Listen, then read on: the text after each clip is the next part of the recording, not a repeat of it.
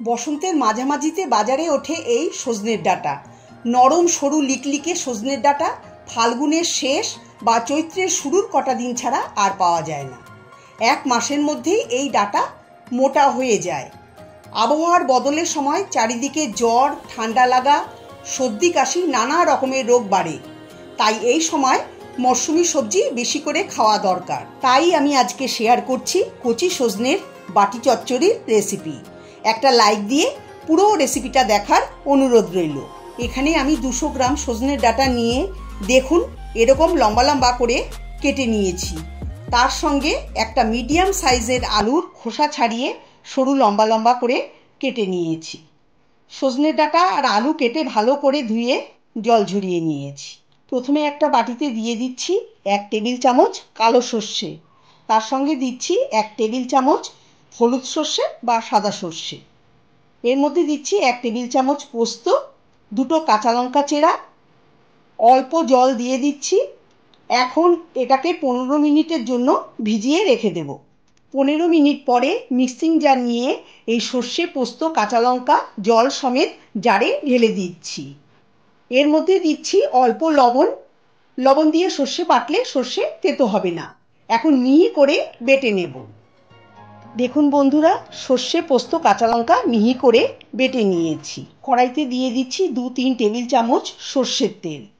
তেল ভালো করে গরম করে নিয়েছি। এখন কেটে রাখা আলু এর মধ্যে দিয়ে দিচ্ছি। আলু দিয়ে নেড়ে চেড়ে নেব।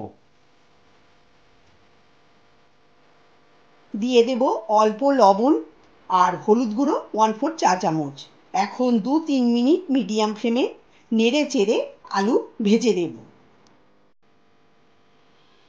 দেখুন আলু ভাজা হয়ে গেছে, তুলে নিচ্ছি। তুলে একটা প্লেটে রেখে দিচ্ছি।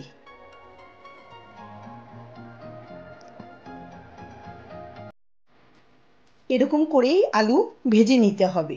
আলু ভাজার ওই তেলে ফোড়নে দিয়ে দিচ্ছি একটা শুকনো লঙ্কা, 1/4 চা চামচ কালো জিরে।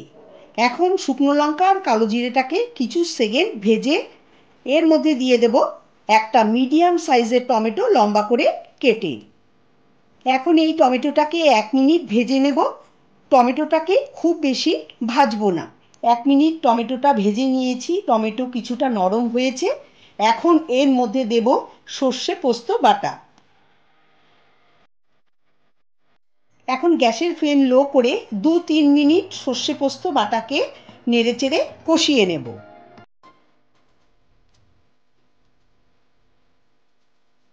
যখন এটা ঘন হয়ে আসবে আর মশলা থেকে তেল ছাড়তে শুরু করবে, তখন কেটে রাখা সজনের ডাঁটা দিয়ে দেব।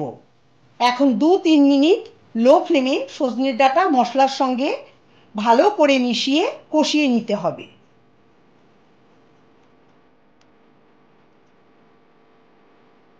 3 মিনিট কষিয়ে নেওয়ার পর এখন এর মধ্যে দিয়ে দেব বড় 1 কাপ গরম জল।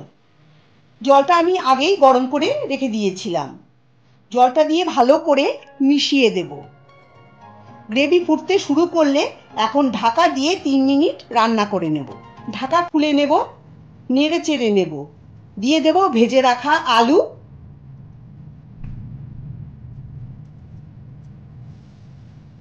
আলু দিয়ে মিশিয়ে দেব। এই সময় আপনারা লবণ চেক করে নেবেন, লবণ লাগলে দিয়ে দেবেন। দিয়ে দেব 1/2 চা চামচ চিনি, টেস্টটা ভালো হবে। আর দেব 4টে চেরা কাঁচা লঙ্কা। মিশিয়ে দেব। আবারও ঢাকা দিয়ে 3 মিনিট রান্না করে নেব। 3 মিনিট পরে ঢাকা খুলে নেব। দেখুন আলু সজনের ডাঁটা সুন্দর সেদ্ধ হয়ে গেছে। সবার শেষে দিয়ে দিচ্ছি 2 টেবিল চামচ কাঁচা সর্ষের তেল। এখন গ্যাসের ফ্লেম বন্ধ করে ঢাকা দিয়ে 4-5 মিনিট এটাকে রেস্টে রেখে দেব। 5 মিনিট পরে ঢাকা খুলে নেব। একদম তৈরি সজনের ডাঁটার বাটি চচ্চড়ি। এটা গরম গরম ভাতের সঙ্গে খেতে দুর্দান্ত লাগে। এখন গরম থাকা অবস্থাতেই আমি সার্ভ করে নিচ্ছি। আমার আজকের এই রেসিপি আপনাদের কাছে কেমন লাগলো অবশ্যই জানাবেন। যদি ভালো লেগে থাকে তাহলে আপনারা বাড়িতে অবশ্যই একবার ট্রাই করে দেখতে পারেন। আশা করি আপনাদেরও ভালো লাগবে। ভালো লাগলে লাইক, কমেন্ট, শেয়ার করার অনুরোধ রইল। সবাই ভালো থাকবেন, সুস্থ থাকবেন। ধন্যবাদ।